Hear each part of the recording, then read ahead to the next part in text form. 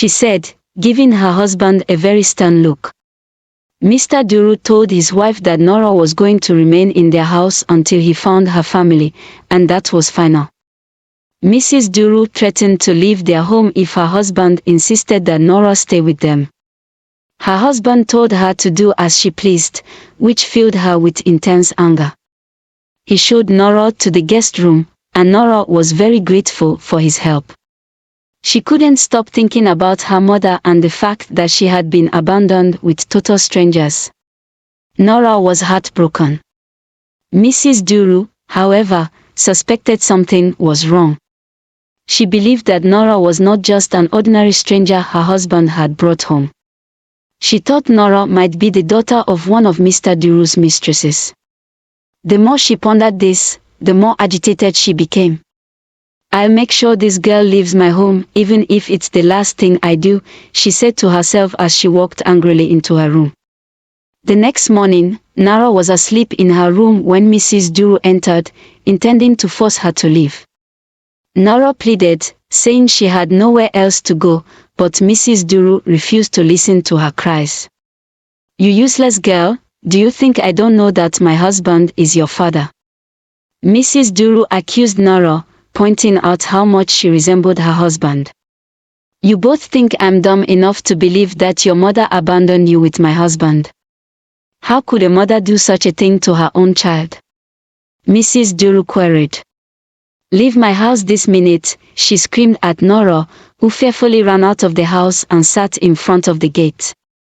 Heavy rain began to fall, and Nora sat there alone as the rain poured down heavily, soaking her to the bone. She shivered from the cold, but the pain in her heart was even greater than the chill of the rain. She couldn't understand why her life had taken such a dark turn or why the people who were supposed to love and care for her had abandoned her so cruelly. As she sat there, lost in her thoughts, Mr. Duru arrived home from work. He was stunned to see Nora sitting outside in the rain, drenched and shivering. Rushing out of his car, he hurried over to her, his heart filled with concern. "Nora, what are you doing out here in the rain?" he asked, kneeling beside her and pulling her into his arms. Nora looked up at him with tear-filled eyes, her lips trembling. "I was told to leave," she whispered, barely able to speak through the sobs that threatened to choke her. Mr. Duru felt a surge of anger and disbelief. "Who told you to leave? Was it my wife?" he asked. Nora nodded silently, her face filled with sorrow. "She thinks I am your daughter." Mr. Duru's eyes widened in shock. He knew his wife could be suspicious and jealous, but he never imagined she would take it this far. "That's nonsense, Nora," he said firmly. "You are not my daughter, and you don't deserve to be treated this way." He helped Nora to her feet and led her back into the house, ignoring the storm of emotions swelling inside him. When they entered the house, Mrs. Duru was waiting, her arms crossed and her face hardened with anger. "What do you think you're doing?" she demanded, glaring at her husband. "I told this girl to leave, and you bring her back inside. You really think I'm a fool, don't you?" Mr. Duru took a deep breath, struggling to control his temper. "This is enough, Ada," he said, using her name to emphasize the seriousness of the situation. "Nora is not my daughter. She's a child who needs help, and I will not stand by and watch you throw her out into the streets." Mrs. Duru raged in anger, her jealousy clouding her judgment. "Help or guilt?" she asked. "Guilt because she's yours and you've been hiding it all this time." Mr. Duru shook his head, tired of his wife's insecurities. "Nora is not my child. She's a child in need, abandoned by her own mother. I took responsibility for her because it was the right thing to do. If you can't see that, then maybe you need to think about what kind of person you are."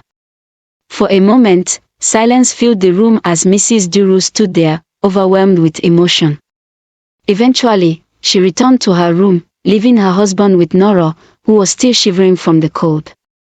Mr. Duru turned to Nora and covered her with a blanket, assuring her that she would remain in his home until he was able to find her mother or another safe place for her to stay. Nora was so grateful and thanked him for being so kind to her. Meanwhile, Mrs. Duru sat in her room, fuming with anger as she waited for her husband. When he walked in, she confronted him. "So, you've decided to choose your daughter over me," she said angrily. Mr. Duru, for the third time, informed her that Nora was not his daughter. "Then why does she look so much like you?" she asked her husband. Mr. Duru, perplexed, couldn't understand what she was talking about. "How can you say Nora looks so much like me?" he replied, accusing her of letting her insecurities distort reality. "Is this how you want God to bless us with our own child?" His words stung her deeply. Despite her jealousy and anger, the truth was that she longed for a child of her own. Her frustration and insecurity had consumed her, heightening her jealousy as she watched her husband care for a child who resembled him in some way. Mr. Duru's heart softened as he saw the pain in his wife's eyes. He reached out to her, trying to take her hand, but his wife walked out on him angrily, locking herself in the bathroom. "I'm sorry, love," he said through the door, apologizing for hurting her deeply with his words. Mrs. Duru, in that moment, reflected deeply on her life and actions, deciding to do what was best for her family. The next day, she approached Nora in her room, her face beaming with joy. Nora could hardly believe what she was seeing. "I'm taking you shopping this morning," she said to Nora, who jumped up excitedly, having never gone shopping before. She quickly accompanied Mrs. Duru to the car as they drove off to the mall, which was a considerable distance from their home. Mrs. Duru took Nora into the mall and met a family friend, who saw them together and complimented Nora for looking so much like her husband. Mrs. Duru smiled at her, and they chatted for a few minutes before saying their goodbyes. They continued shopping, and Nora was thrilled to pick out a new doll. As they stood in the doll aisle, Mrs. Duru realized she had left her purse in the car. "Nora, wait here for me." "Let me quickly grab my purse," she said, smiling as Nora smiled back at her and watched her leave. Nora looked back at the aisle, happy and unable to decide on which doll she wanted. She couldn't believe her good fortune.